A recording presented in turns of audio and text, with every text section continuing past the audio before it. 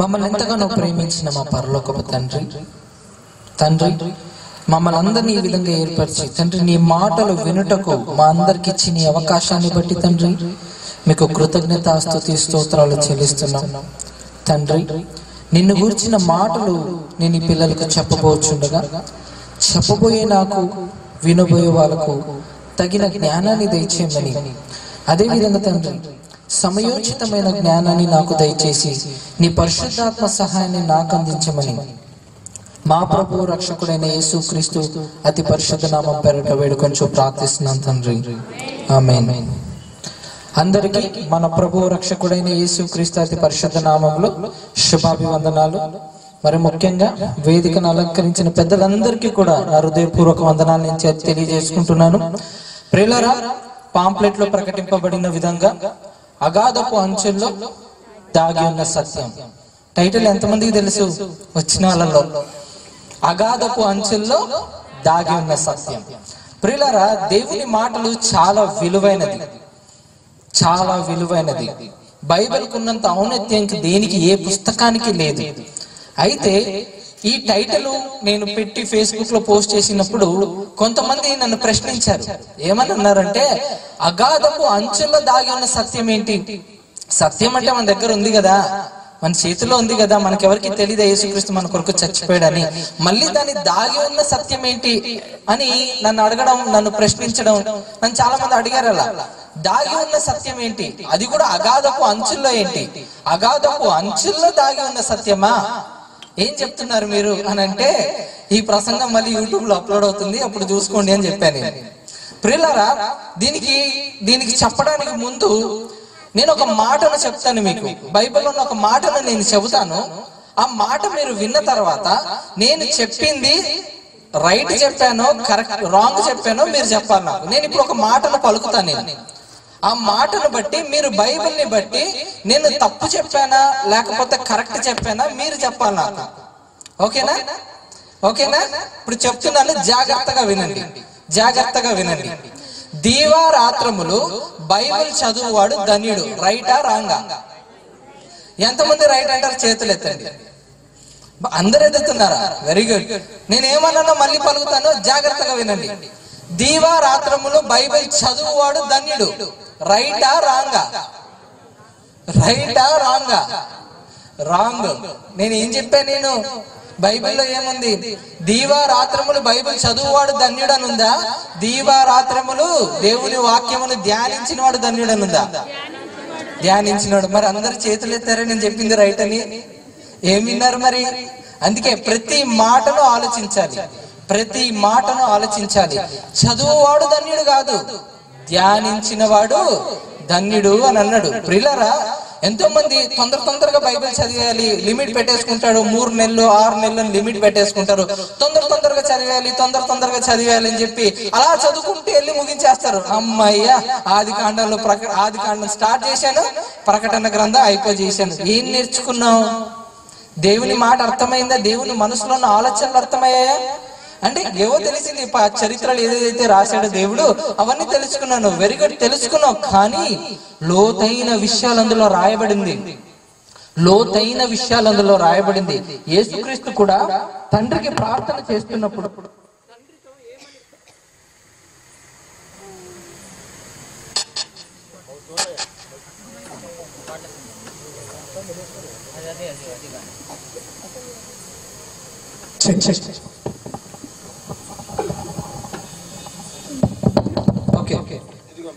యేసుక్రీస్తు తండ్రికి ప్రార్థన చేస్తూ ఆయన ఒక విషయాన్ని చెబుతున్నాడు.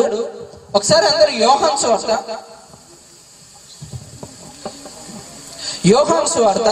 17వ అధ్యాయం.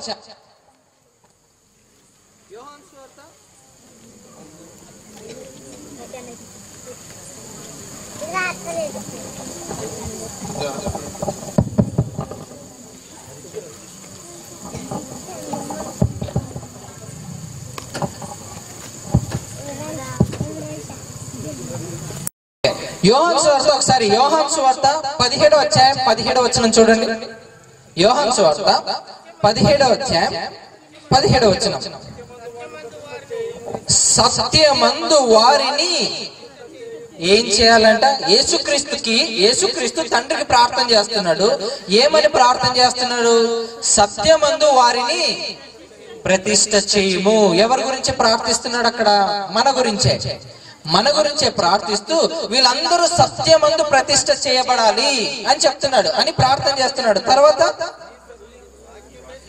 నీ వాక్యమే సత్యం. ఇప్పుడు యేసుక్రీస్తు గారు మాట్లాడుతూ వాక్యమే సత్యం అని అన్నాడు. ఇప్పుడు అందరూ దేని మీద నిలబడాలి? ఏ ఫౌండేషన్ మీద నిలబడాలని యేసుక్రీస్తు గారు అక్కడ ప్రార్థన చేస్తున్నాడు? వాక్యం మీద ప్రతి ఒక్కరు నిలబడాలి. ప్రతి ఒక్కరు నిలబడాల్సింది దేని మీద? వాక్యం మీద. వాక్యం అనే ఫౌండేషన్ మీద ప్రతి ఒక్కరు నిలబడాలనేది యేసుక్రీస్తు ప్రార్థన చేస్తున్నాడు తండ్రికి. తండ్రి, వీళ్ళందరూ వాక్యమందు ప్రతిష్ఠ చేయబడాలి, వాక్యమందు ప్రతిష్ఠ చేయబడాలి తండ్రి అని చెప్పి ప్రార్థన చేస్తున్నాడు. ఎందుకంటే నీ వాక్యమే సత్యం అని అన్నాడు. ప్రియులారా, ఇప్పుడు మనకు ఒక డెఫినేషన్ అర్థమైపోయింది. సత్యం అనగా ఏంటి? వాక్యం. సత్యం అంటే వాక్యం. ఇప్పుడు అగాధపు అంచుల్లో దాగి ఉన్నది ఏంటి? సత్యం. అదే కదా మనం నేర్చుకోబోయే పాఠం. అగాధపు అంచుల్లో దాగి ఉన్న సత్యం అంటే, సత్యం అంటే వాక్యం. ఇప్పుడు సత్యం అంటే వాక్యం అని అర్థమైంది కదా. ఇప్పుడు నేను ఒక వచనాన్ని చూపిస్తాను. ఆ వచనాన్ని మీరు ఎలా చదువుతారో నేను చూస్తాను. ఇప్పుడు ఒకసారి ప్రసంగి గ్రంథం 7వ అధ్యాయం. ప్రసంగి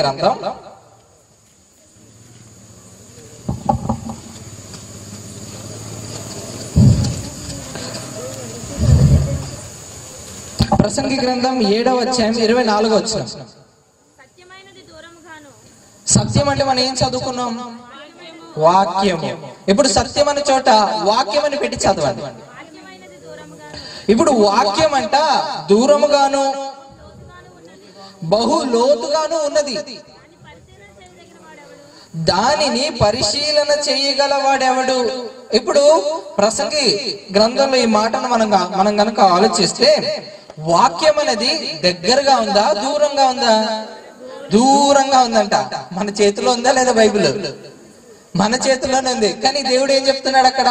నీ చేతిలో బైబిల్ ఉంది, కానీ వాక్యం మాత్రం, దాని భావం నువ్వు పట్టుకోవాలని అనుకో, అది చాలా దూరంగా ఉందంట. చాలా దూరంగా ఉంది, చాలా లోతుగా ఉంది. దానిని పరిశీలన చెయ్యగలవాడు ఎవడు అని అంటున్నాడు. అంటే పరిశీలన జరగాలి. వాక్యం అర్థం అవ్వాలంటే ఏం చేయాలి? పరిశీలన. ఆ పరిశీలన లేకపోతే వాక్యం మనకు అర్థం కాదు. అందుకే దేవుడు పరిశీలన చేయగలవాడు ఎవడు? వాక్యం అనేది దూరంగా ఉంది, లోతుగా ఉంది అని అంటున్నాడు. లోతుగా ఉంది. దీనిని తవ్వుకుంటూ వెళ్తేనే మనకు అసలు సిసలైన విషయాలు, మనకు బైబిల్లో రాయబడిన అనేకమైన విషయాలు మనకు అర్థమవుతాయి. ప్రియులారా, మీ అందరికీ భూమి గురించి తెలుసు. మనం అందరం ఎక్కడ ఉన్నాం? భూమి మీద ఉన్నాం. ఈ భూమి, మనం నివసిస్తున్న ఈ భూమి తిరుగుతుందా లేదా చెప్పండి? తిరుగుతుంది, అవునా? మనం నివసిస్తున్న ఈ భూమి తిరుగుతుంది. ఇది తిరగడం బట్టే మనకు పగలు రాత్రి వస్తుంది. అది 24 hours తీసుకుంటుంది. వన్ రొటేట్ చేయడానికి 24 hours తీసుకుంటుంది. కాబట్టి మనకు పగలు రాత్రి వస్తుంది. అంటే భూమి తిరుగుతుంది అన్నమాట ఖచ్చితంగా మీ అందరికీ తెలుసు. అయితే దీని గురించి నేను ఒక మాట చూపిస్తాను. ఒకసారి యోబు గ్రంథం 9వ అధ్యాయం తీయండి. యోబు గ్రంథము 9వ అధ్యాయం 6వ వచనం.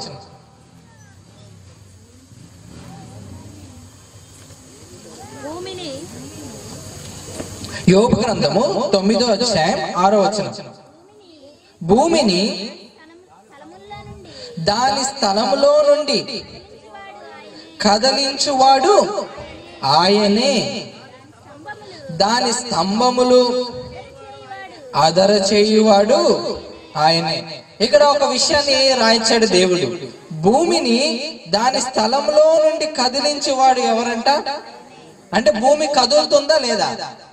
భూమి కదులుతుందా లేదా? కదులుతుందని బైబిల్ చెప్పింది మనకు, అవునా? భూమి కదులుతుందని బైబిల్ చెప్పింది. తర్వాత ఇంకో మాట చెప్పాడు, దాని స్తంభములను అదర చేయువాడు ఆయనే. అంటే భూమికి ఏముందని చెప్తున్నాడు దేవుడు అక్కడ? స్తంభాలు. Note this point. అర్థమవుతుందా? భూమికి ఏముంది? స్తంభాలు ఉన్నాయట. భూమికి స్తంభాలు ఉన్నాయా? భూమికి స్తంభాలు ఉన్నాయా? ప్రియులారా, శాస్త్ర ప్రపంచం ఏమంటుందో తెలుసా? సైన్స్ ఏం చెబుతుందో తెలుసా? భూమికి స్తంభాలు ఉండడం ఏంటి? భూమికి స్తంభాలు ఉండడం ఏంటి? భూమి ఎక్కడుంది? శూన్యంలో ఉంది, గాల్లో ఉంది. అవునా? భూమి గాల్లో ఉంది. ఇప్పుడు మీ అందరికి చంద్రుడు కనిపిస్తున్నాడా? చంద్రుడు కనిపిస్తున్నాడా? కదులుతున్నాడా లేదా? చంద్రుడు కదులుతున్నాడా లేదా? కదులుతున్నట్టు కనబడుతుందా? కదులుతుంది. చంద్రుడు కదులుతున్నాడు. కాబట్టి మనకు నెల రోజులు లెక్కేశారు. క్యాలెండర్ ఎలా వచ్చింది మనకు? 1 రొటేట్.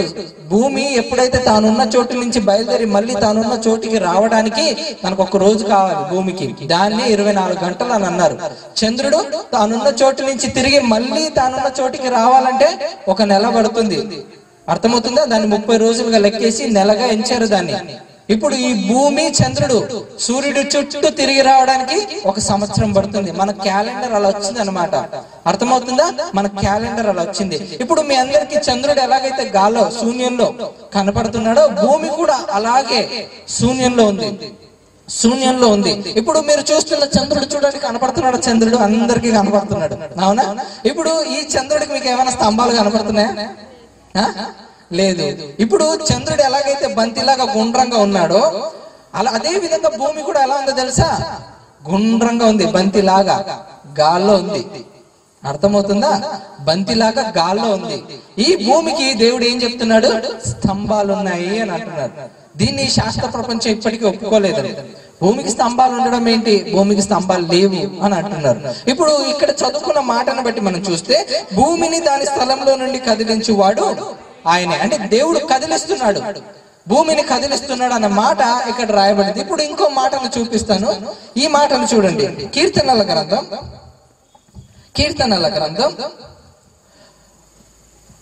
104వ అధ్యాయం. కీర్తనల గ్రంథం 104వ అధ్యాయం 5వ వచనం. భూమి ఎన్నటికి కదలకుండునట్లు ఆయన దానిని పునాదుల మీద స్థిరపరచెను. ఇప్పుడు ఇక్కడ ఏమనుంది? కదులుతుందనుందా భూమి? కదలట్లేదనుందా భూమి? కదలట్లేదు. అక్కడేం రాయించాడు యోబు గ్రంథంలో? భూమి కదులుతుంది అని అన్నారు. దానికి శాస్త్రం కూడా ఒప్పుకునింది, భూమి కదులుతుంది. అవునని.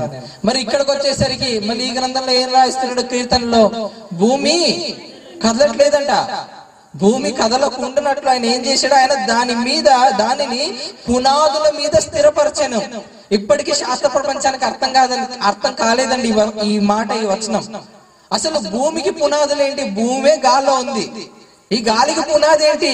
ఎక్కడుంది పునాది? పునాది లేదే. బైబిల్ తప్పు. ఇది అండి ఈ రోజు సైన్స్ స్టేట్మెంట్ ఇచ్చింది ఏంటంటే, సైంటిఫిక్ గా బైబిల్లో అక్కడక్కడ చిన్న ఎర్రర్స్ ఉన్నాయంట. ఆ ఎర్రర్స్ ఏంటి? ఇదిగో ఇలాంటి ఎర్రర్సే. ఈ మాట చాలా మందికి ఇప్పటికీ అర్థం కాలేదండి. అదేంటి? ఒక పక్కేమో భూమి కదులుతుందని రాయించాడు దేవుడు, ఇంకో పక్క భూమి కదలట్లేదని రాయించాడు. ఇంతకీ ఈయనే సృష్టికర్త అయితే అప్పుడు ఈయన ఏం రాయించాలి? ఒకటే రాయించాలి. కానీ నేను రాయించాడు కదులుతుందని రాయించాడు, కదలట్లేదని రాయించాడు. కాబట్టి ఈయన సృష్టికర్త అవ్వడానికి ఛాన్సే లేదు. బైబిల్ నిజమైన దైవ గ్రంథం కాదు అని అంటున్నారు. ప్రియులారా, అందుకే నేను టైటిల్ ఏమంటున్నాను తెలుసా? అగాధపు అంచుల్లో దాగి ఉన్న సత్యం.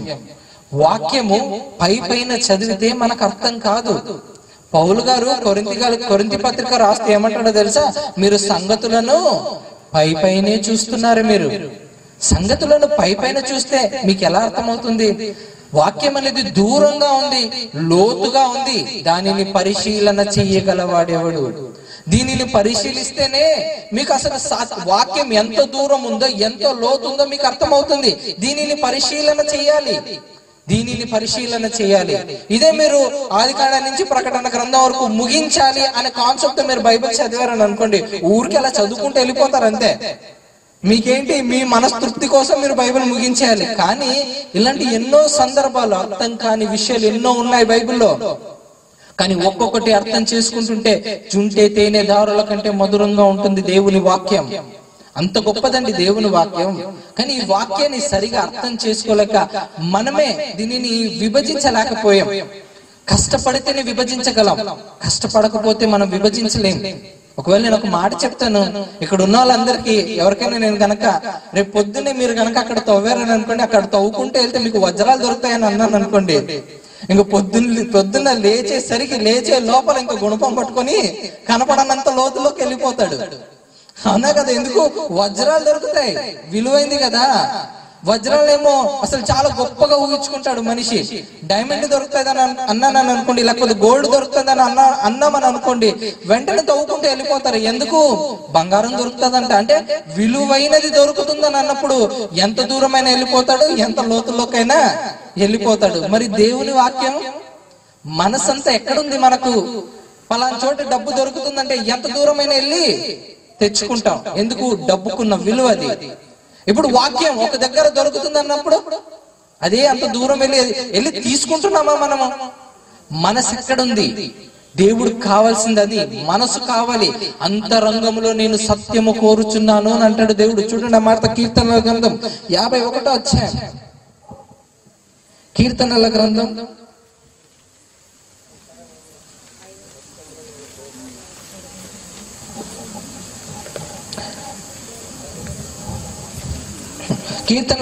50 కాదు ఒక్క నిమిషం. 51వ అధ్యాయం 6వ వచనం. నీవు అంతరంగములో సత్యము కోరుచున్నావు. దేవుడు ఏం కోరుకుంటున్నాడంటే అంతరంగములో సత్యం, అంటే వాక్యం. ఆయన వాక్యం కోరుకుంటున్నాడు. ఎవరు వాక్యం కోసం తపన పడుతున్నారు? ఎవరు వాక్యం కోసం నిజంగా ఆరాట పడుతున్నారు? ఎవరు నిజంగా వాక్యం కోసం తెలుసుకోవాలని ప్రయాస పడుతున్నారు? అలాంటి వారు ఎవరున్నారు అని చెప్పి ఈయన అలాంటి వాళ్ళ కోసం ఎదురు చూస్తున్నాడు, కోరుకుంటున్నాడట. మనసులో ఏం కావాలో తెలుసా? సత్యమును ఉండే వాళ్ళ గురించి ఈయన కోరుకుంటున్నాడంట. నీవు అంతరంగంలో ఏం కోరుచున్నావు? సత్యం, అంటే వాక్యం మనసులో ఉండాలండి. వాక్యం, ఆ వాక్యం కోసం ఎంతమంది వెతుకుతున్నారు, ఆ వాక్యం కోసం ఎంతమంది తెలుసుకోవడానికి ఆరాట పడుతున్నాడు. ఇది కోరుకుంటున్నాడంట దేవుడు. ఇప్పుడేమో మనకి ఇంకా ఇది తేలలే, భూమి కదులుతుందా లేదా ఇంతటికి అని, అది తేలలే. తెలుసుకోవాలని ఎంతమంది ఆరాట పడుతున్నారు, తెలుసుకోవాలని ఎంతమంది ఆరాట పడుతున్నారు. ప్రియులారా, ఇప్పుడు వాక్యం ఉందని అనుకోండి, ఒక పక్క చదివాం అర్థమైపోయిందని అనిపించేటట్టు ఉంటది, ఇంకో పక్క చదివామని అనుకోండి అర్థం కానట్టు ఉంటుంది. అంటే వాక్యం అనేది అంత ఈజీగా అర్థమైపోయే పుస్తకం అయితే కాదు బైబిల్. చాలా కష్టపడాలి. అందుకే దేవుడు వాక్యం అనేది దూరంగా ఉంది, లోతుగా ఉంది అని అన్నాడు. ఇంకో మాటను కూడా చెప్పాడు దేవుడు. ఆ మాట ఏంటో ఒకసారి ఇప్పుడు ప్రసంగి గ్రంథంలో తీయండి. ఒకసారి ప్రసంగి గ్రంథం 2వ అధ్యాయం. బైబిల్లో రాయబడిన మాటలను అర్థం చేసుకోవడానికి దేవుడు ఇంకొక మాటను రాయించాడు. ఒకసారి చూడండి, ప్రసంగి గ్రంథం 2వ అధ్యాయం 14వ వచనం. ప్రసంగి గ్రంథం 2వ అధ్యాయం 14వ వచనం. జ్ఞానికి ఎక్కడుంటాయంట? కనులు తలలో ఉంటుంది. అంటే ఇప్పుడు దేవుడు ఏం చెప్తున్నాడో తెలుసా? మెదడుకు పని పెట్టాలి. ఎక్కడుంటాయంట? జ్ఞానికి కనులు తలలో ఉంటాయంట. అంటే ఇప్పుడు ఈ యుగ సంబంధమైన దేవత మనోనేత్రాలకి ఏం చేసింది? గుడ్డితనం కలగజేసింది. కాబట్టి బైబిల్ అర్థం కావట్లేదు. ఇప్పుడు బైబిల్ అర్థం కావాలంటే నీ ఆశ్చర్యకరమైన సంగతులు నేను తెలుసుకున్నటకు నా కనులు తెరవమని దావీదు గారు ప్రార్థన చేస్తారు. ఆశ్చర్యకరమైన సంగతులు నేను తెలుసుకోవాలని. ఇప్పుడు అంతరంగంలో సత్యము కోరుకున్న వాళ్ళు, ఈ విషయాన్ని నాకు తెలియాలి అని అనుకున్న వాళ్ళకి దేవుడు ఏం చెప్తున్నాడో తెలుసా? జ్ఞానికి కనులు తలలో ఉంటుంది. అంటే మెదడుకి పని పెట్టు, నీకు ఈ విషయాలన్నీ అర్థమవుతాయని అంటున్నాడు. మెదడుకి పని పెడితే ఎన్నో లోతైన విషయాలకి దేవుడు మనం తీసుకెళ్తాడు. ముందు ఈ విషయాలన్నీ అర్థం అవ్వాలంటే ముందు వాక్యం అంటే ప్రేమ ఉండాలి, ముందు వాక్యం అంటే ఇష్టం ఉండాలి, ముందు వాక్యం అంటే గౌరవం ఉండాలి. ప్రియులారా, మనం వాక్యాన్ని ఇష్టపడితే దేవుణ్ణి ఇష్టపడినట్టే, వాక్యాన్ని గౌరవిస్తే దేవుణ్ణి గౌరవించినట్టే. వాక్యానికి విలువిచ్చాం అనుకోండి, దేవుడు కూడా విలువిచ్చినట్టే. ఇప్పుడు నేనున్నాను, నా మాటకు విలువిచ్చారని అనుకోండి, నాకు విలువిచ్చినట్టే, అవునా కాదా? నా మాటకు విలువిస్తే నాకు విలువనిచ్చినట్టే. ఇప్పుడు బైబిల్కి విలువనిస్తే దేవుని మాటకు విలువనిచ్చినట్టే. కాబట్టి ఇప్పుడు ఈ విషయాల గురించి మనం ఆలోచిద్దాం. ఈ విషయాల గురించి మెదడుకు పని పెట్టి అసలు లోతుల్లోకి తవ్వుకుంటూ వెళ్దాం. దేవుడు ఏం చెప్పబోతున్నాడో, ఏం రాయించాడో ఆయన గ్రంథంలో మనం ఆలోచిద్దాం. ప్రియులారా, ఇంకొంచెం ముందుకెళ్తే ఇప్పుడు కీర్తనల గ్రంథం 104:5 మనం చదువుకున్న విషయాన్ని కనుక మనం ఆలోచిస్తే, ఆయన పునాదుల మీద స్థిరపరిచాడంట భూమిని. కదలకుండునట్లు భూమికి ఏం వేసాడంట? పునాదులు వేసాడంట. అసలు శాస్త్రం ఒప్పుకోవట్లేదు, ఇప్పటికీ ప్రపంచానికి తెలియదండి. ఇప్పటికీ ప్రపంచానికి తెలియదు భూమికి పునాదులు ఏంటి అని నవ్వుకున్న వాళ్ళు కూడా ఉన్నారు. ఎంతో మంది శాస్త్రవేత్తలు నవ్వారు, భూమికి పునాదులు ఏంటి, బైబిల్ అంతా తప్పు అని చెప్పిన వాళ్ళు చాలా మంది ఉన్నారు. భూమికి పునాదులు ఏంటి అని. ఇంతకీ భూమికి పునాదులు ఏంటి? అసలు భూమికి పునాదులు ఉన్నాయా, లేకపోతే దీని గురించి ఇలా దేవుడు ఇలా రాయించాడా, లేకపోతే ఇంకేమైనా చెప్పాడా అనే దాని గురించి మనం వాక్యంలో వెతుక్కుంటూ వెళితే యెషయా గ్రంథంలో ఒక మాట రాయించాడు. చూడండి, యెషయా గ్రంథం 24వ అధ్యాయం. యెషయా గ్రంథం 24వ అధ్యాయం 18వ వచనం 2వ మాట. యెషయా గ్రంథం 24వ అధ్యాయం 18వ వచనం 2వ మాట. భూమి పునాదులు కంపించుచున్నవి. మళ్ళీ అదే మాట ప్రస్తావించాడు. భూమికి ఏముందని అంటున్నాడు? పునాదులు ఉన్నాయి. అంటే ఒకసారి పొరపాటున అక్కడ రాశారని అనుకుందాం. చాలా మంది దానికి వివరిస్తే ఏమన్నారు తెలుసా? ట్రాన్స్లేషన్ మిస్టేక్ అంట. ట్రాన్స్లేషన్ మిస్టేక్ తో అలా రాసేశారు కాబట్టి భూమి కదులుతుంది, అదేదో ట్రాన్స్లేషన్ మిస్టేక్ అని అంటున్నారు. ఒకవేళ అది ట్రాన్స్లేషన్ మిస్టేక్ అయితే మళ్ళీ ఇప్పుడు వచ్చేసరికి ఇక్కడ ఏమైంది? భూమి పునాదులు కంపించుచున్నది. అంటే పునాదులు ఉన్నాయని బైబిల్ మనకు చెబుతున్నట్టుగా మనకు అనిపిస్తుంది, అవునా? భూమికి పునాదులు ఉన్నట్టుగా. అంటే కంపించుచున్నది అంటే షేక్ అయిపోయిందంట. భూమి పునాదులు ఏమైపోయింది? షేక్ అయిపోయింది అని చెప్తున్నాడు. ఇంకా మనం వెతుక్కుంటూ వెళ్తే ఇంకో విలువైన విషయాన్ని దేవుడు రాయించాడు. సరే, యోబు గ్రంథం 38వ అధ్యాయం 4వ వచనం.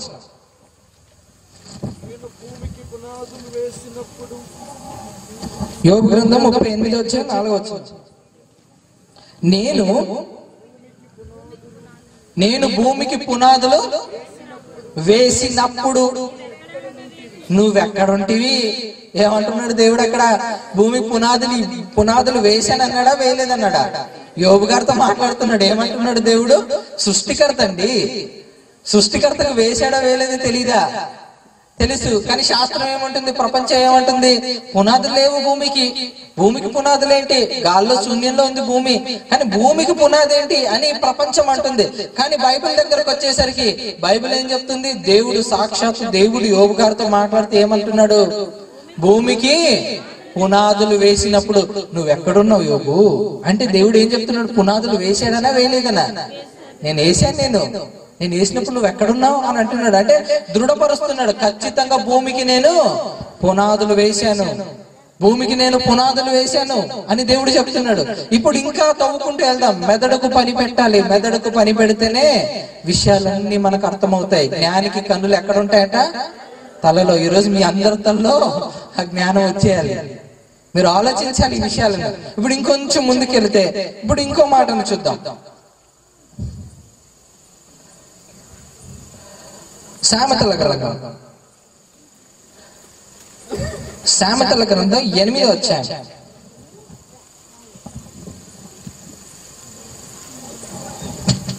సామెతల గ్రంథం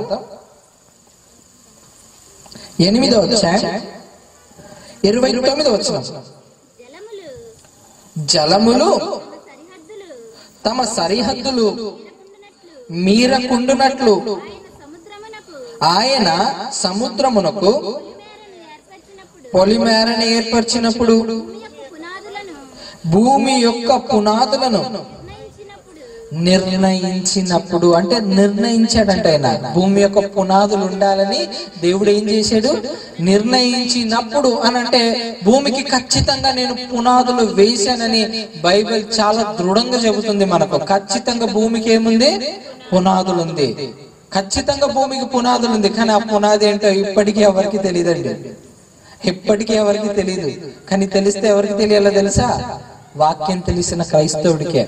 ఎందుకనంటే ఇప్పుడు నేను ఉన్నాను అనుకోండి, ఈ మైక్ ని నేను తయారు చేశాను అనుకోండి, ఈ మైక్ కి ఏదైనా ప్రాబ్లం వచ్చింది అనుకోండి, వెంటనే నేను చెప్పేయగలను నేను దేంతో తయారు చేశాను, ఎలా చేశాను, ఏంటి, ప్రతిదీ నాకే తెలుస్తుంది. ఇందులో ప్రాబ్లం వచ్చిందని అనుకోండి, ఎవరో దీని మీద పరిశీలన చేస్తున్న వాడికి దీని గురించి ఏదో ప్రాబ్లం వచ్చింది చూడమంటే వాడు చూడలేడు, కరెక్ట్ గా ప్రాబ్లం ఏంటో అంత ఈజీగా తెలుసుకోలేడు. ఇప్పుడు శాంసంగ్ టీవీ ఉంది, ఏదైనా ప్రాబ్లం వచ్చింది, ఎవరి దగ్గరకు తీసుకెళ్తారు? శాంసంగ్ స్టోర్ తీసుకెళ్తారు. ఎందుకు? తయారు చేసింది అతనే కాబట్టి, వాళ్ళే కాబట్టి ఎక్కడ ఏం ప్రాబ్లం జరిగిందో వాళ్ళు చూసి రెడీ చేసి మనకి ఇచ్చేస్తారు. ఫోన్ ఉంది, మొబైల్ ఏదైనా ప్రాబ్లం వచ్చింది, లెనోవోలో ఏదో ఫోన్ ఉంది, మొత్తానికి ఏదో ప్రాబ్లం వచ్చినప్పుడు ఏం చేస్తారు? మళ్ళీ వెంటనే ఆ కంపెనీ వాడి దగ్గరకు తీసుకెళ్లి మొబైల్లో ప్రాబ్లం ఉందని చూపించగానే ఏం చేస్తాడు? ఆ మొబైల్లో ఉన్న ప్రాబ్లం ని రెక్టిఫై చేసేస్తాడు. అంతేనా? అంటే ఎవరు తయారు చేశారో, ఏ ప్రోడక్ట్ ఎవరు తయారు చేశారో వాళ్ళే దాని గురించి క్లియర్ గా చెప్పగలరు. ఇప్పుడు ఈ ప్రకృతిని అంతా చేసింది ఎవరు? సృష్టికర్త అయిన దేవుడు. ఆ దేవుడు మనకిచ్చిన గ్రంథం ఏంటి? ఈ బైబిల్. ఇప్పుడు దీని అంతటిని ఎలా చేశాడో దీన్ని ఖచ్చితంగా చెబితే ఎవరు చెప్పాలి? దేవుడే చెప్పాలి. ఇప్పుడు ఆయన మాత్రం చాలా ఖచ్చితంగా చెప్తున్నాడు, నేను భూమికి పునాదులు వేసాను. ప్రపంచం చెప్తుందా లేదని ప్రపంచం అంటుందా? అయినా సరే నువ్వు నమ్మకూడదు. ఎందుకు తెలుసా? చెబుతున్నది నేను, సృష్టికర్తను.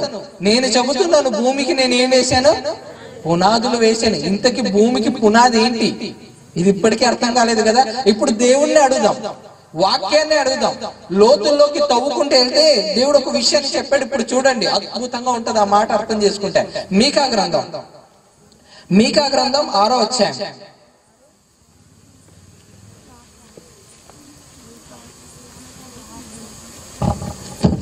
మీకా గ్రంథం 6వ అధ్యాయం 2వ వచనం.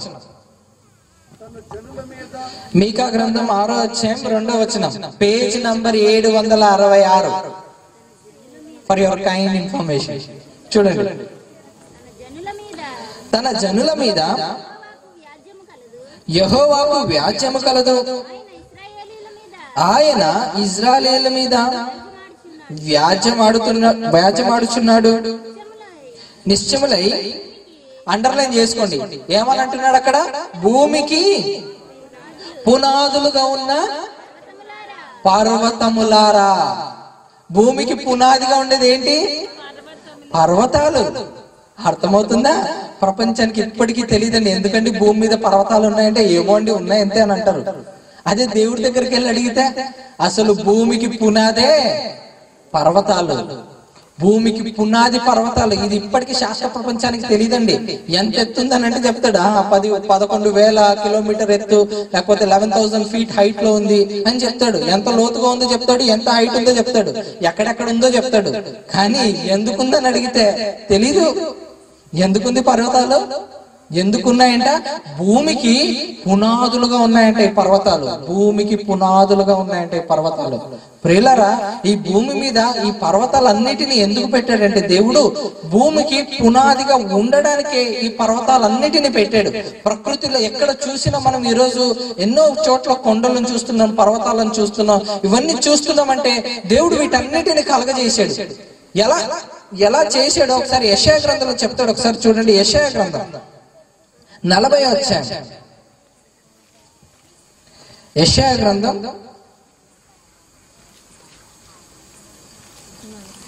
40వ అధ్యాయం 12వ వచనం. తన పుడిసిటిలో జలములను కొలిచిన వాడెవడు? నేలతో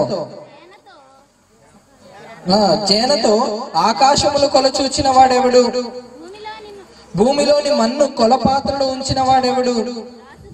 త్రాసుతో పర్వతములను తూచిన వాడెవడు? త్రాసుతో ఏం చేశాడంటే ఆయన పర్వతాలని తూచాడంట. చూశాడంట బ్యాలెన్స్ అయ్యిందా లేదా అని చూస్తున్నాడంట. ఎందులో? త్రాసుతో. ఒక పక్క భూమిని పెట్టాడు, ఇంకో పక్క త్రాసుతో పర్వతాలను పెంచి తూచుతున్నాడంట. బ్యాలెన్స్ అయ్యిందా, కరెక్ట్ గా ఉందా అని. తర్వాత తూనిక చేత కొండలను తూచిన వాడెవడు? అంటే వీటన్నిటిని నేను తూచాను, తూచి ఇంత బరువు ఉండాలని దీనిని ఎస్టిమేట్ చేసి పెట్టింది నేనే అంటున్నాడు.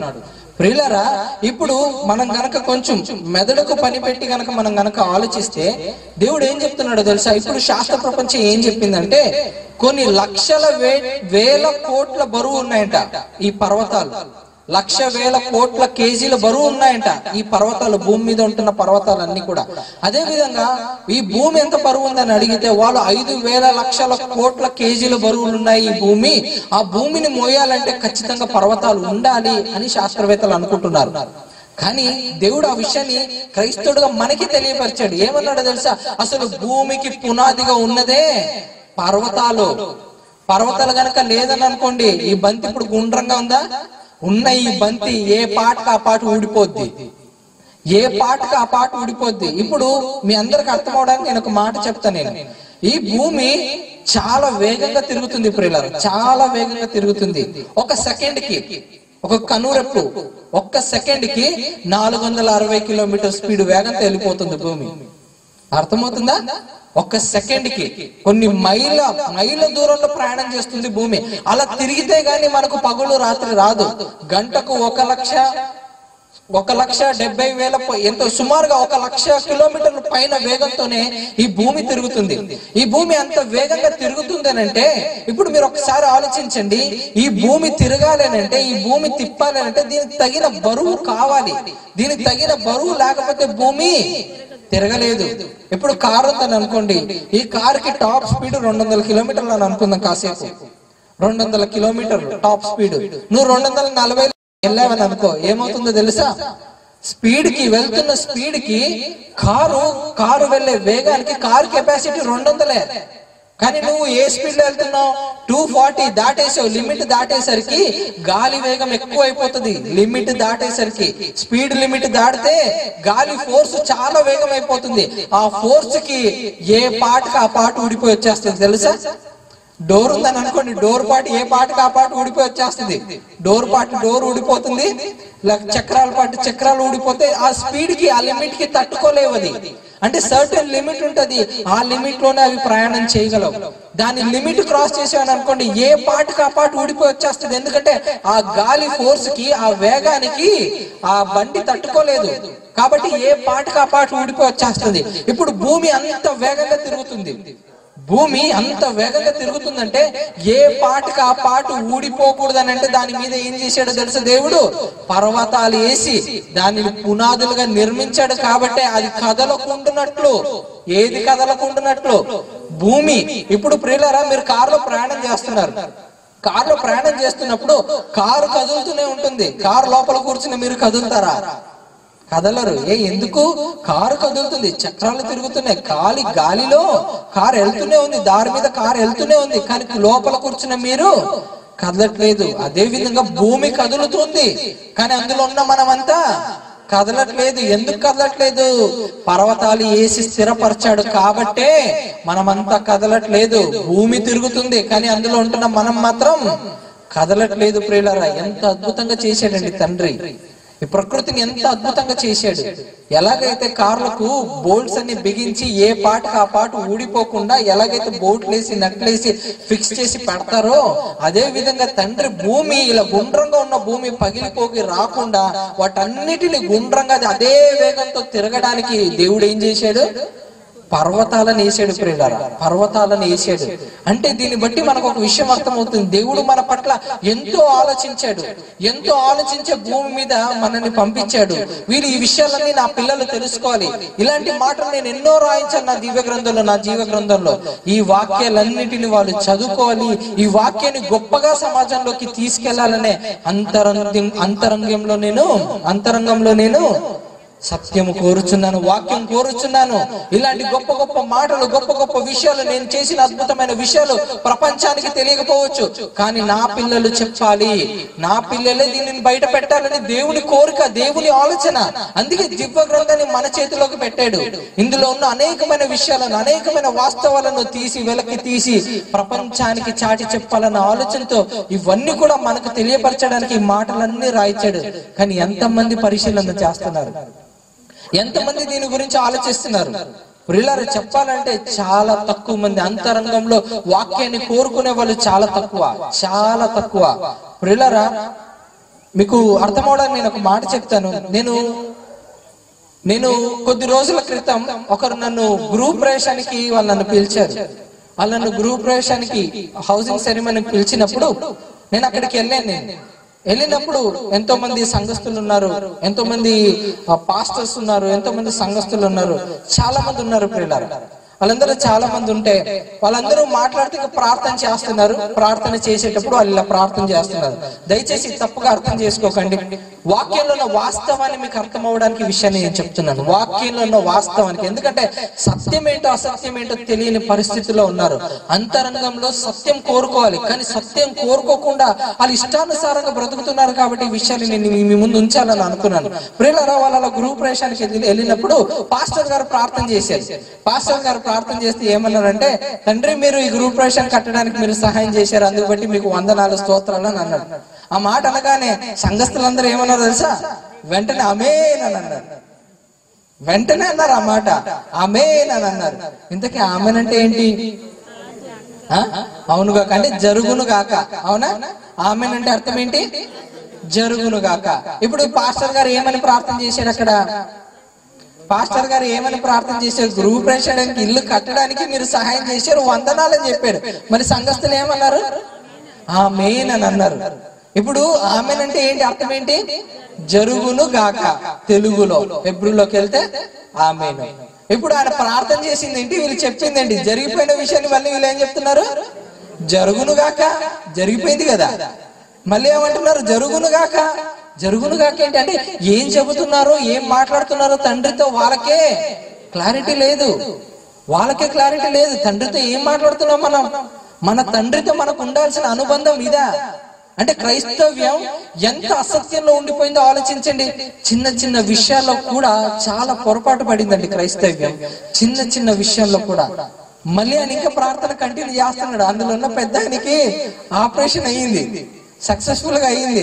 అందుకొరకు ప్రార్థన చేశాడు, తండ్రి మీరు సహాయం చేశారు, ఆపరేషన్ ని సక్సెస్ఫుల్ గా నడిపించారు, అందుకు స్తోత్రం అంటే మళ్ళీ ఆమె అదేంటి అయిపోయింది కదా, ఆపరేషన్ సక్సెస్ఫుల్ గా అయిపోయింది, కృతజ్ఞతలు చెల్లించాడు. కానీ మళ్ళీ ఏమంటున్నాడు? సంఘస్థులేమో ఆమేన్ అంటే ఎంత గుడ్డిగా వెళ్ళిపోతున్నారో ఆలోచించండి. ఏం మాట్లాడుతున్నాం మనం మన తండ్రితో? ఎప్పుడు చెప్పాలి జరుగును కాక? ఇంకా ఆపరేషన్ కాకముందు అనాలి, అవునా కాదా? అప్పుడు చెయ్యాలి. కానీ ఎప్పుడు చేశారు? ఆపరేషన్ అయిపోయి సక్సెస్ఫుల్ గా అయిపోయిన తర్వాత మళ్ళీ ఆమేన్ అని అన్నారు. నాకు నిజంగా ఆశ్చర్యం వేసిందండి. వాళ్ళందరినీ చూసి నవ్వాలో ఏడవాలో అర్థం కాలేదు, జాలేస్తుంది నాకు. ఏంటి ఇటువంటి పరిస్థితుల్లో ఉంది క్రైస్తవం? ఎప్పటికి అర్థం చేసుకుంటారు వీళ్ళు, సత్యాన్ని ఎప్పుడు గ్రహిస్తారు? ఇలాంటి చిన్న చిన్న విషయాల్లోనే పొరపాటు పడితే బైబిల్లో అర్థం కాని విషయాలు ఎన్నో ఉన్నాయి, ఎన్నో లోతుగా ఉన్న విషయాలు ఎన్నో ఉన్నాయి. వాటన్నిటిని ఎప్పుడు అర్థం చేసుకుంటారు? పిల్లరా, చాలా మందికి చదువు రాదు కదండి, చాలా మందికి చదువు రాదు. కాబట్టి ఇందులో రాయబడిన విషయాలన్నీ ఏ పెద్దగా అర్థం కాదు. అర్థం కానప్పుడు చాలా మంది మాట్లాడితే ఏమంటారో తెలుసా? ఆ బైబిల్ని చదవకపోయినా పర్వాలేదు కానీ గట్టిగా ప్రార్థన మాత్రం చెయ్యాలి అని అంటారు. ఖచ్చితంగా ప్రేయర్ మాత్రం ఖచ్చితంగా ఉండాలి. కానీ వాక్యం చదవకపోయినా పర్వాలేదనే బోధలు కూడా వినపడుతున్నాయి. కానీ ప్రియులారా, అదే మాటను దేవుడిని అడిగామని అనుకోండి, ప్రభా నేను ఇంక ఈ రోజు నుంచి ఖచ్చితంగా ప్రార్థన చేస్తాను, నీ మాటలు నాకు అర్థం కావట్లేదు కాబట్టి నన్ను వదిలేయి అని మీరు అన్నారు అనుకోండి, దేవుడు ఏమంటాడో తెలుసా? ఒకసారి చూడండి, సామెతల గ్రంథం 28వ అధ్యాయం 9వ వచనం.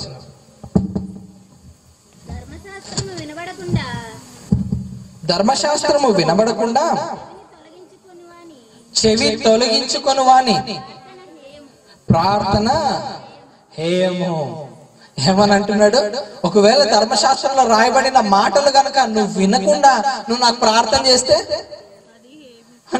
నువ్వు నాకు ప్రార్థన చేస్తే ఏమంటున్నాడు దేవుడు అక్కడ? హేయము, నాకు అసహ్యం. అంటే దేవుడు ప్రార్థన నిండా ఆయన మాటలు వినకుండా, ఆయన మాటలు తెలుసుకోకుండా ఆయనకు ప్రార్థన చేస్తే నాకు అసహ్యం అని అంటున్నాడు దేవుడు. ఎంతమంది ఆలోచిస్తారు ప్రియులారా ఇలాంటి మాటల్ని? ఇలాంటి మాటలను అయితే చదువుకునేటప్పుడు పెద్దగా పట్టించుకోరు, అలా స్కిప్ చేసుకుంటూ వెళ్ళిపోతూ ఉంటారు. అదే మనకు నచ్చిన మాట దొరికిందని అనుకోండి, ఇది మొదలుకొని నిన్ను ఆశీర్వదించానన్న మాట కనిపించింది అనుకోండి, వెంటనే పెన్ను తీసుకొని నీట్గా అండర్లైన్ చేసుకొని ఈ వచనంలో ఈ మాట వచ్చింది నాకు ఈ రోజు, ఎంత ఆనందపడిపోతారో. మరి దేవుడు ఈ మాట కూడా చెప్పాడు, ఏమని?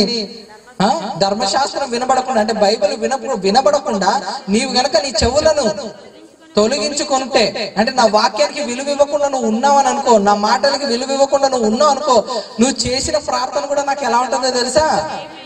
హేయము, అంటే అసహ్యం. నాకు అసహ్యం పుడుతుంది అని అంటున్నాడు. ఎప్పుడైనా అనిపించిందా నేను ప్రార్థన చేస్తుంటే దేవుడు అసహ్యపడ్డాడని? ఇంతవరకు అనిపించలేదు కదా. ఏదో నేను ప్రార్థన చేస్తే ఖచ్చితంగా వినాలి ఆయన, అంతే అన్నట్టుగా ప్రార్థన చేసుకుంటున్నాం. ఆయన వింటే ఎంత, వినకపోతే ఎంత, మనం ప్రార్థన చేయాలి, ఇది మన ఆలోచనలు. కానీ ఇదే దేవుడి దగ్గరికి వెళ్ళి దేవుడిని అడిగితే దేవుడు ఏం చెప్తున్నాడు? నాకు అసహ్యం అని అంటున్నాడు. నాకు అసహ్యం. ఎందుకు తెలుసా? ముందు నా మాటకు విలువ ఇవ్వండి. నా మాటకు విలువిస్తే నేనేంటో మీకు అర్థమవుతుంది. అంటే ఎప్పుడు ఆమెను చెప్పాలో కూడా మీకు తెలియకపోతే ఎప్పుడండి సర్వసత్యంలోకి వెళ్తారు? ఎప్పుడండి వాక్యం లోతుల్లోకి వెళ్తారు?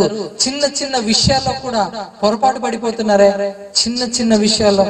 ఇంకో విషయం గురించి మాట్లాడుకుంటే, ఈరోజు ప్రతి సంఘాల్లో ఉన్న విషయం ఏంటో తెలుసా? అది ప్రతి సంఘంలో ఖచ్చితంగా ఆరాధన ప్రారంభం నుంచి ఆరాధన ముగిసేంత వరకు మాట్లాడుకుంటారు. నేను విమర్శించట్లేదు, వాక్యంలో ఉన్న భావాన్ని చెప్తున్నాను, దయచేసి తప్పుగా అర్థం చేసుకోకండి. వయసులో చిన్నోడ్నే, కానీ వాక్యంలో ఉన్న సారాన్ని ఖచ్చితంగా చెప్పాలి కాబట్టి చెప్తున్నాను. ఎక్కడ చూసిన సంఘాల్లో హల్లెలూయా అనే మాటలు వినపడుతుంటాయి. ప్రియులారా, వినే ఉంటారు కదా. విన్నారా? వినలేదో చెప్పండి. విన్నారా? హల్లెలూయా అంటే ఏంటి చెప్పండి?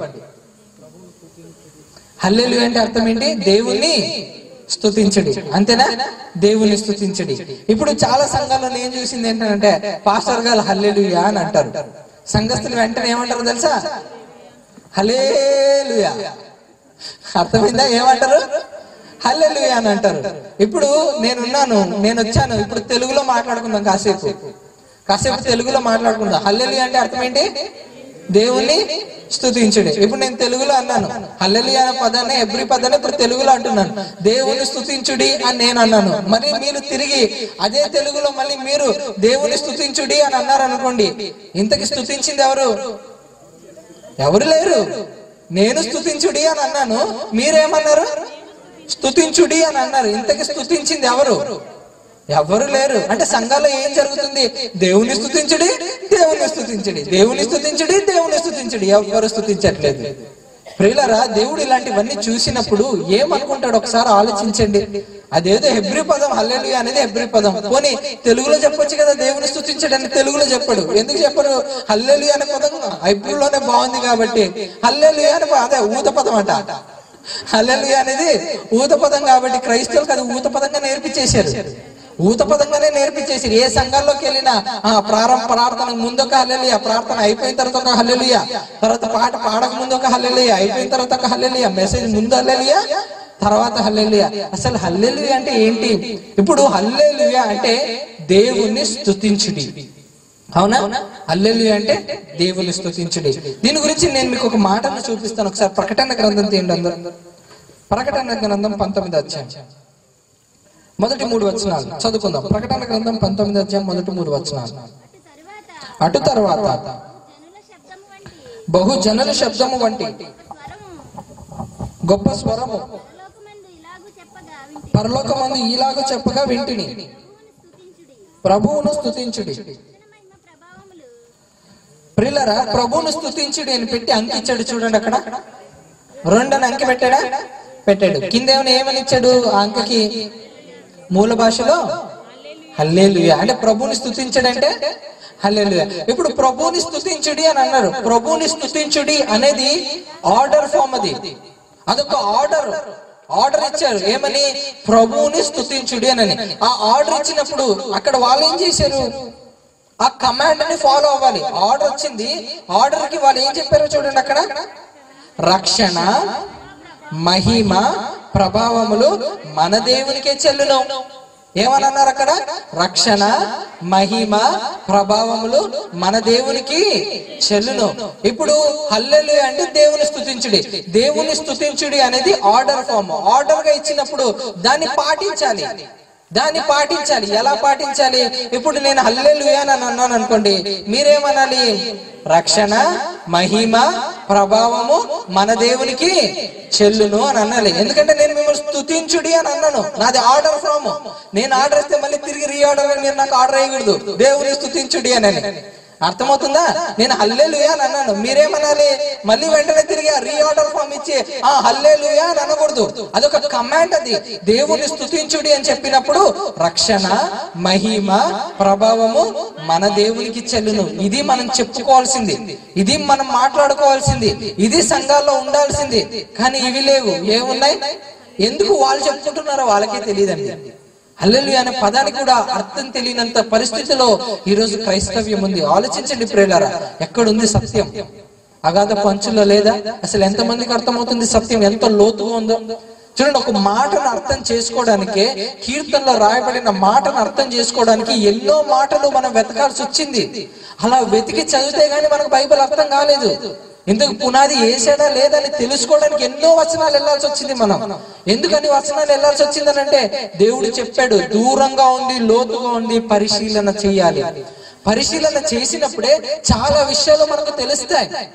అదే పరిశీలన చేయకపోతే మనకు అర్థం కాదు. కానీ ఈ పుస్తకాన్ని మనకి ఎందుకు ఇచ్చాడో తెలుసా దేవుడు?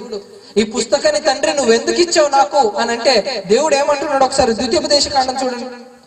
ద్వితీయోపదేశ కాండం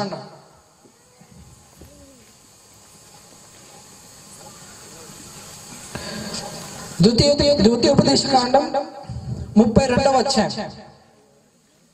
46వ వచనం. ప్రారంభంలో మోషే గారితోనే దేవుడు రాయిస్తూ ఒక గొప్ప సంగతిని రాశాడండి దేవుడు అక్కడ.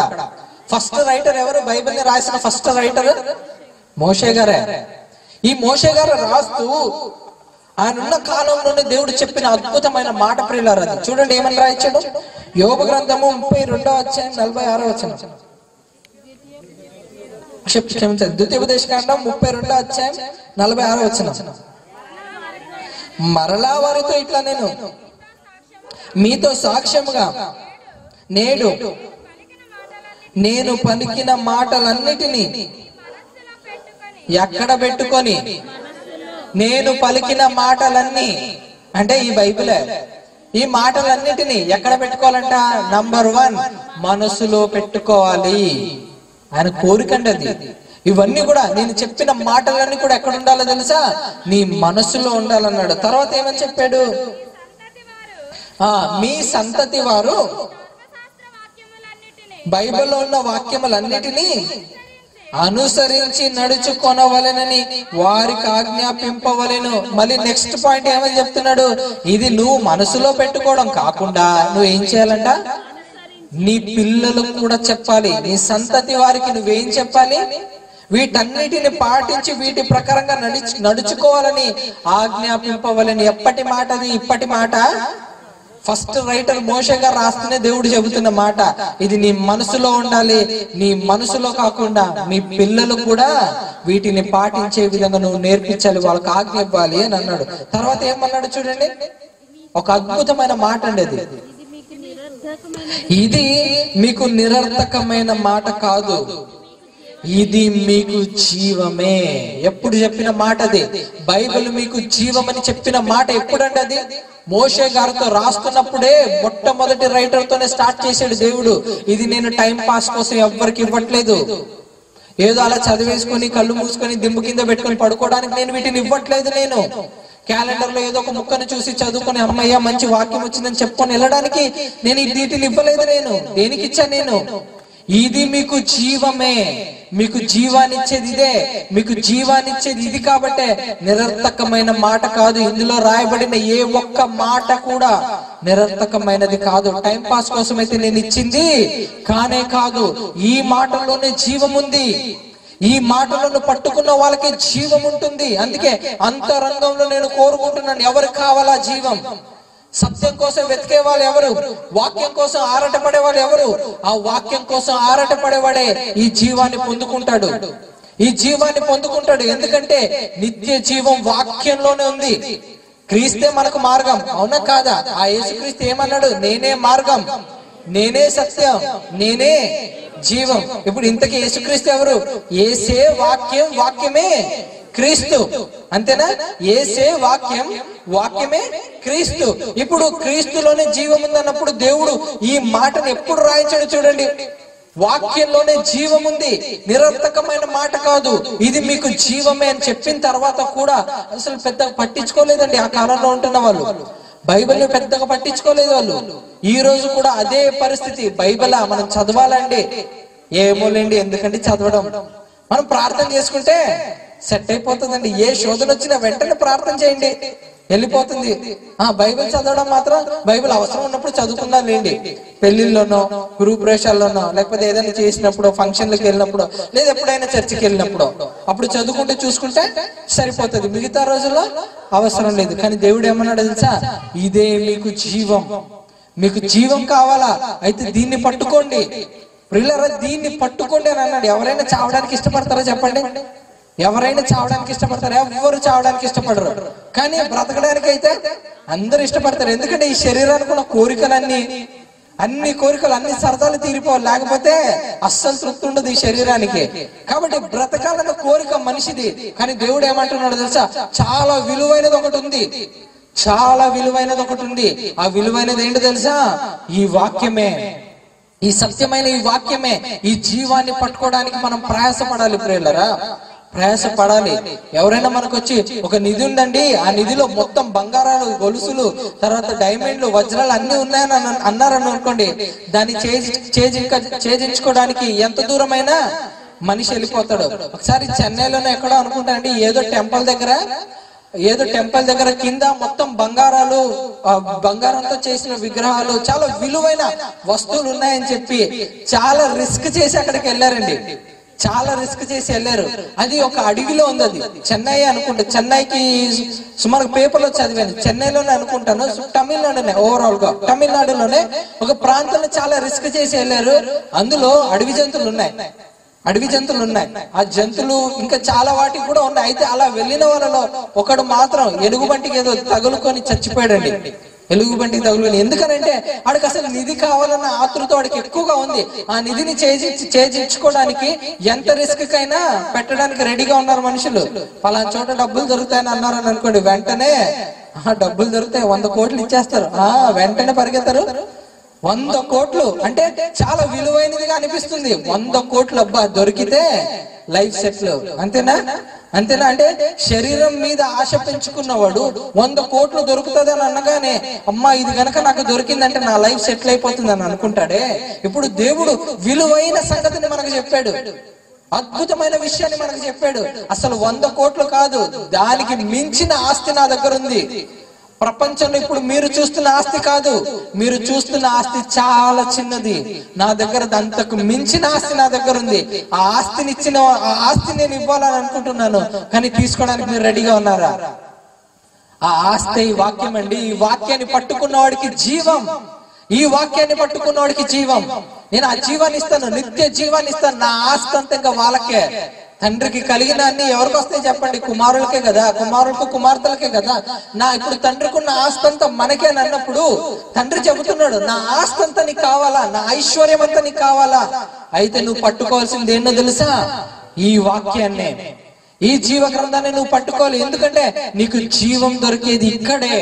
నీకు జీవం దొరుకుతుందని అన్నప్పుడు నువ్వు అస్సలు ఆలస్యం చేయకూడదు, అస్సలు నిర్లక్ష్యంగా ఉండకూడదు. ఇందులో నాకు జీవం దొరుకుతుందా అంటే, ఇప్పుడు ప్రతిసారి బైబిల్ చదువుతున్న ప్రతిసారి ఎందుకు చదవాలో తెలుసా? బైబిల్ ఏదో కష్టం వచ్చిందనో, ఏదో ఇబ్బందులు వచ్చిందనో, ఏదో బాధలు వచ్చిందనో మనం బైబిల్ చదవకూడదు. అలా చదివితే దేవుడికి ఇష్టం లేదు. అసలు ఆయన మనసులోని మాటలు, ఆయన ఆలోచనలు, ఆయన భావాలు మనకి ఎప్పటికీ అర్థం కాదు. ఇది చదివితే నాకు నిత్య జీవం వస్తుంది, నన్ను సరి చేస్తుంది, ఈ మాటలన్నీ కూడా నన్ను పొడవబడతాయి కాబట్టి నన్ను సరి చేస్తుంది, నన్ను అర్థంలాగా చూపించేస్తుంది నేనేం తప్పులు చేస్తున్నానో. కాబట్టి నన్ను పవిత్రపరిచేది వాక్యం. వాక్యంతో నేను స్నానం చేయాలి. వాక్యంతో నేను స్నానం చేసిన తర్వాత పవిత్రుడనైపోతాను. పవిత్రుడనై నేను అలాగే కొనసాగిస్తే నిత్య జీవాన్ని పట్టుకుంటాను అనే ఉద్దేశంతో దేవుని మనసును తెలుసుకోవడానికి ప్రయాసపడుతూ ఈ వాక్యాన్ని చదవాలి మనం. అలా చదివినప్పుడే ఈ జీవం మనకు దొరుకుతుంది. ప్రియులారా, నిరర్థకమైన మాట కాదు, ఇది మీకు జీవమే అని దేవుడు చెప్పాడు. ప్రియులారా, ఇది మీకు జీవమే అని దేవుడు ఇశ్రాయేలీయులకు చెబితే తర్వాత ఏం జరిగిందో తెలుసా? ఏం జరిగిందో తర్వాత సంగతి చూస్తే న్యాయాధిపతుల గ్రంథం చూడండి. న్యాయాధిపతుల గ్రంథం 2వ అధ్యాయం 10వ వచనం. న్యాయాధిపతుల గ్రంథం 2వ అధ్యాయం 10వ వచనం. ఆ తరము వారందరూ తమ పితరుల యొద్దకు చేర్చబడారు. ఆ తరములో ఉన్న వాళ్ళందరూ చచ్చిపోయారంట. ఎవరికి? ఇప్పుడు దేవుడు ఆజ్ఞ ఇచ్చారు, నువ్వు మనసులో పెట్టుకొని నీ సంతతి వారికి చెప్పి, ఇది నీ నిరర్థకమైన మాట కాదు, ఇదే నీకు జీవం అని దేవుడు నొక్కి చెబితే వీళ్ళు ఏం చేశారంట? అక్కడ వాళ్ళ పితరుల యొద్దకు చేర్చబడి వారి తర్వాత యెహోవానైనను ఆయన ఇజ్రాయెల్ కొరకు చేసిన కార్యములనైనను ఎరగని తరం ఒకటి పుట్టగా ఏం జరిగిందంట? అక్కడ ఏం జరిగిందంట? ఎరగని ఒక తరమే పుట్టిందంటండి. దేవుడు అంటే ఎవరో తెలియని ఒక తరం, దేవుడు అంటే ఎవరో తెలియని ఒక తరం. ఎంత బాగా చెప్పాడు పిల్లలు దేవుడు, ఇది నిరర్థకమైన మాట కాదు, ఇది మీకు జీవం. దేన్ని పట్టుకోవాలన్నప్పుడు అన్నిటికంటే విలువైంది ఏంటప్పుడు? ఇది మీకు జీవం, ఇదే మీకు జీవం ఇస్తుంది అన్నప్పుడు దేన్ని పట్టుకోవాలి? గట్టిగా వాక్యాన్ని పట్టుకోవాలి. ఈ పట్టుకోవాల్సిన, గట్టిగా పట్టుకోవాల్సిన వాక్యాన్ని అసలు వాళ్ళు వదిలేశారు. ఆ తరం వాళ్ళందరూ గతించిపోయారంట. పిల్లలు పుట్టుకొచ్చారంట. ఈ పిల్లలకి దేవుడు ఎవరో తెలియదంట. పిల్లలకి ఎవరంటే తెలీదు, దేవుడు ఎవరో తెలియని తరం పుట్టింది. ఈ రోజు క్రైస్తవ్యం గురించి కూడా ఆలోచిస్తే ఇదే పరిస్థితి ప్రియులరా. బైబిల్ ఉన్న మాటలు ఏవి తెలియదు, ఏదో పైపైన వింటున్నారా గానీ ఇందులో రాయబడిన సంగతులు, దేవుని ఆలోచనలు, దేవుని మనసు, దేవుని లోతైన భావాలు, వీటి గురించి ఆలోచించట్లేదు. వీటి గురించి తెలుసుకోవడానికి కూడా ప్రయాసపడట్లేదు. అందుకే అంతరంగంలో సత్యం నేను కోరుచున్నాను, ఎవరు కోరుకుంటున్నారా అని చూస్తున్నాడు ఆయన. ఉందా మరి అంతరంగంలో? నాకు వాక్యం కావాలి, వాక్యం కంటే నాకు ఏది ఎక్కువ కాదు, ఈ వాక్యం నాకు ఉంటే చాలని అనుకునే వాళ్ళు ఎంతమంది ఉన్నారు? ప్రియులారా, దేవుడు మాట్లాడితే ఇంకో మాటను చెప్పాడు. ఆ మాటను చెప్పి నేను ముగిస్తాను. ఒకసారి అందరూ సామెతల గ్రంథం తీయండి. వాక్యాన్ని ప్రేమించకపోతే, వాక్యాన్ని ఇష్టపడకపోతే దేవుడు చెప్పిన మాట. సామెతల గ్రంథం 8వ అధ్యాయం 35వ వచనం. సామెతల గ్రంథం 8వ అధ్యాయం 35వ వచనం. నన్ను కనుగొనువాడు ఏం కనుగొంటాడు? నన్ను తెలుసుకున్నవాడు జీవము తెలుసుకుంటాడు. జీవమును తెలుసుకుంటాడు, కనుగొంటాడు. తర్వాత యెహోవా కటాక్షము వానికి కలుగును. ఇప్పుడు వాక్యాన్ని ప్రేమించని వాడిని, వాక్యాన్ని కనుగొనాలి అని అనుకోని వాడి గురించి మాట్లాడుతూ కింద ఏం చెప్తున్నాడో చూడండి. నన్ను కనుగొనని వాడు తనకే హాని చేసుకుని, అసలు నన్ను ఎవరైతే పట్టించుకోరో, నన్ను ఎవరైతే వెతకరో, నన్ను ఎవరైతే అర్థం చేసుకోవడానికి ట్రై చేయరో వాళ్ళు ఏం చేస్తున్నారంట? వాళ్ళకు వాళ్ళే హాని చేసుకుంటున్నారు. ఆమేన్ అని అంటారు. ఎందుకు చెప్తున్నారో తెలీదు. వాళ్ళకు వాళ్ళే హాని చేసుకుంటున్నారు. హల్లెలూయా అని అంటారు. ఎందుకు చెప్తున్నారో వాళ్ళకే తెలీదు. వాళ్ళకు వాళ్ళనే హాని చేసుకుంటున్నారు. నన్ను తెలుసుకోవాలి, నన్ను తెలుసుకోవాలని నీ మనసులో ఉంటే ఖచ్చితంగా నువ్వు నన్ను తెలుసుకుంటావు. ఎందుకో తెలుసా? నువ్వు అంతరంగంలో నువ్వు వాక్యం కావాలని కోరుకుంటున్నావు. నువ్వు కోరుకున్నప్పుడు ఖచ్చితంగా ఏదో ఒక రీతిగా దేవుడు తెలియపరుస్తాడు ప్రియులారా. అదే నీకు ఆ కోరిక లేదని అనుకోండి, నీకు ఎప్పటికీ అర్థం కాదు, ఎప్పటికీ తెలియదు. ఒకవేళ తెలిసినా గ్రహించవు. ఎందుకో తెలుసా? వాక్యం కోరుకోలేదు కాబట్టి. మనసులో వాక్యాన్ని మనసులో కోరుకోకపోతే ఎప్పటికీ నీకు అర్థం కాదు. చూడండి చెబుతున్నాడు. తర్వాత ఏమని అన్నాడు చూడండి. వాక్యమందు అసహ్యపడు వారందరూ, ఎవరైతే దీనిని పట్టించుకోకుండా దీన్ని పక్కన పడేస్తారో వాళ్ళందరి గురించి మాట్లాడితే ఏమంటున్నాడు? దేంతో ఫ్రెండ్షిప్ చేస్తున్నారంటే వీళ్ళందరూ వాక్యాన్ని అసహించుకున్న వారు దేంతో ఫ్రెండ్షిప్ చేస్తున్నారంట? మరణంతో ఫ్రెండ్షిప్ చేస్తున్నారంట. ప్రియులారా, మీకు ఒక సంఘటన చెప్తాను నేను. చాలా మంది న్యూస్ ఛానల్లో మాట్లాడితే ఏమంటారో తెలుసా? న్యూస్ ఛానల్లో కొన్ని వాటిని చూపిస్తూ డ్రగ్ అడిక్ట్ ఉన్న వాళ్ళతో మాత్రం ఖచ్చితంగా ఫ్రెండ్షిప్ చేయకండి, ఎందుకంటే వాళ్ళకి అలవాటు ఉంటే మీకు కూడా అలవాటు చేపిస్తారు. మీరు కూడా అలవాటు మీకు కూడా అలవాటు అయిపోయిందని అనుకోండి, మిమ్మల్ని ఇంకెవ్వరు కాపాడలేరు అని అంటాడు. మిమ్మల్ని ఇంకెవ్వరు కాపాడలేరు. ఎందుకనంటే డ్రగ్ అడిక్ట్ అనేది మాత్రం చిన్న విషయం కాదు. ఒక్కసారి అడిక్ట్ అయిపోతే నువ్వు చచ్చేంత వరకు అది నేను వదిలిపెట్టదు. కాబట్టి ఆ అడిక్ట్ అంత భయంకరమైనది, అది ఆ అడిక్ట్ అంత భయంకరమైనది. కాబట్టి అలాంటి వాళ్ళతో స్నేహం మంచిది కాదు అని చెబుతూ ఉంటారు. ఇప్పుడు దీన్ని అసహించుకున్న వాళ్ళందరూ దేంతో స్నేహం చేస్తున్నారంటే డైరెక్ట్ గా మరణంతో, అంటే ఎప్పుడెప్పుడు చచ్చిపోదామా అన్నట్టుగా ఫ్రెండ్షిప్ చేస్తున్నారంట. వీళ్ళకి తెలియట్లేదు చావు ఎప్పుడు వచ్చేస్తుందో మనకు తెలుసా అండి? ఎప్పుడు చచ్చిపోతామో మనకు తెలుసా? తెలీదు. ఏ క్షణానైనా పోవచ్చు. ఇప్పుడు మనం ఉన్నాం, అయిపోయింది, మీటింగ్ అయిపోయింది అనుకోండి, అలా బయటికి వెళ్తున్నాడు, సడన్ గా కారు వచ్చి గుద్దేసింది, మీ జీవితం అంతటితో అయిపోయింది అంతటితో అయిపోయింది ప్రియులారా. అంటే ఒకసారి ఆలోచించండి, మనం ఎప్పుడు చచ్చిపోతాం మనకే తెలీదు. అలాంటి పరిస్థితుల్లో మనం ఉన్నాం. కానీ ఇక్కడ దేవుడు ఏం చెప్తున్నాడో తెలుసా? మళ్ళీ వాక్యాన్ని అసహించుకున్న వాళ్ళందరూ, మీరు డైరెక్ట్ ఎవరితో కాంటాక్ట్ పెట్టుకున్నారు? మీరు డైరెక్ట్ మరణంతో కాంటాక్ట్ పెట్టుకున్నారేంటి? ఆడు ఫ్రెండ్షిప్ మీరు చేస్తున్నారంటే తొందరలో మీరు అయిపోతున్నారనండి. అతి తొందరగా, అంటే చాలా ఇంకా తక్కువ సమయంలో మీ పని అయిపోతుంది. అంటే ఆయన మాటలు ఒక్కసారి మనం గనక ఆలోచిస్తే చెప్తున్నాడు ప్రియులరా, మరణంతో స్నేహం మంచిది కాదు, మరణంతో స్నేహం మంచిది కాదు. ప్రియులరా, కరెంట్ ఉంది, పట్టుకోకరా చచ్చిపోతావు అని అంటారు. నువ్వు అలాగే అంటావులే, నేను పోయి పట్టుకుంటానని పట్టుకున్నాడు అని అనుకోండి, ఏమైపోతాడు? చచ్చిపోతాడు. ఇప్పుడు మనం అంటాం మరణంతో స్నేహం మంచిది కదా, ఈయన అలాగే అంటాడు. ఆ వాక్యమా మనం రోజు చదువుకోవాలా? అదంతా మనకు అంత టైం ఎక్కడుంది? టీవీ సీరియల్స్ కు, సినిమాలకు, షికార్లకు, వీటికే మనకు టైం ఉండదు. మళ్ళీ అందులో వాక్యం కూడా ఆయన అలాగే అంటాడు, ఆయనకి నేను చెప్పేసి వెళ్ళిపోతాడు. మన పనిలో మనం ఉన్నామని మీరు అనుకున్నారని అనుకోండి, మీరు అటువంటి ఆలోచనలు కొనసాగారని అనుకోండి, ఏం చేస్తున్నట్టు తెలుసా? మీరు ఫ్రెండ్షిప్ ఎవరితో చేస్తున్నారు? మరణంతో. గుర్తు పెట్టుకోవాలి ప్రియులారా, మనకు కావాల్సింది జీవం. జీవం కావాలంటే మనం అందరం ఈ రోజు ఇక్కడ ఉన్నాం. ఆ జీవన ఎట్టి పరిస్థితుల్లోనూ మనం వదులుకోకూడదు. చావైన బ్రతకైనా జీవం కోసమే బ్రతకాలి, జీవమైన మాటల కోసమే బ్రతకాలి. ఎంత కష్టం వచ్చినా, ఎంత బాధ వచ్చినా, ఎంత ఇబ్బందులు వచ్చినా, ఏదైనా సరే, ఎంత ఎటువంటి పరిస్థితులు ఉన్నప్పటికీ కూడా దేవుని మాటలు మనం ఎప్పుడు విడిచిపెట్టకూడదు ప్రియులారా. ఎందుకు తెలుసా? ఇందులోనే జీవం ఉంది. మనకు నిత్య జీవం వచ్చేది వాక్యమే. ఈ వాక్యాన్ని మనం ఎప్పుడైతే మన కళ్ళ ముందు ఎప్పుడు ప్రతిరోజు మనం ధ్యానిస్తామో అప్పుడే ఆ వాక్యంలా మనం మారిపోతాం, వాక్యంలా మనం బ్రతుకుతాం. అప్పుడే మన జీవితాలు బాగుపడతాయి. దేవుడు కోరుకున్న జీవితాన్ని మన జీవితంలో మనం నెరవేర్చే వారిగా మనం ఉంటాం. అలా మీరందరూ ఉండాలని నా ఈ మాటను ముగిస్తున్నాను. ఇంకా మరి ముఖ్యమైన సంగతులు, ఇంకా అనేకమైన విషయాలు మిగతా 2 రోజుల్లో చాలా లోతుగా చెప్తాను. కాబట్టి మీరందరూ తొందరగా వస్తే తొందరగా స్టార్ట్ చేసుకుందాం. మరి ఎక్కువగా నేను మాట్లాడుతాను, మరి ఎక్కువగా విషయాలు, మరి ఎక్కువ సందర్భాల్లో బైబిల్లో రాయబడింది. ఇంకా చాలా సబ్జెక్ట్ ఉంది మీతో షేర్ చేసుకోవాల్సింది. అవన్నీ కూడా మిగతా 2 రోజుల్లో నేను మాట్లాడతాను. కాబట్టి మీరు తొందరగా వస్తే మనం చాలా విలువైన సంగతులను, మరి ఎక్కువ విషయాలు మనం మాట్లాడుకోవచ్చు. కళ్ళు మూసుకోండి, ప్రార్థన చేసుకుందాం. పరిశుద్ధుడు అయిన మా కన్న తండ్రి, ఇచ్చిన అవకాశాన్ని బట్టి తండ్రి మీకు కృతజ్ఞత స్తుతి స్తోత్రాలు చెల్లిస్తున్నాను తండ్రి. విలువైన నీ మాటలను నేను నీ పిల్లలకు తెలియపరచాను. విన్న మాటలు నిష్ప్రయోజనం కాకుండా తండ్రి వాటన్నిటిని తండ్రి వాళ్ళ మనసులో వాళ్ళు భద్రపరుచుకొని వాక్యం యొక్క విలువను వాళ్ళు ఎరిగి తండ్రి నీ వాక్యాన్ని పక్కకు నెట్టక వాళ్ళ మనసులో ఉంచుకొని తండ్రి వాక్యానుసారంగా బ్రతికి నిన్ను మహిమపరిచే వారిగా మేమందరం ఉండుటకు మీరు సహాయం చేయమని, మీరు కృప చూపించమని మా ప్రభు రక్షకుడైన యేసుక్రీస్తు అతి పరిశుద్ధ నామం పేరట వేడుకొని ప్రార్థిస్తున్నాం తండ్రి. ఆమేన్. అందరికీ వందనాలు.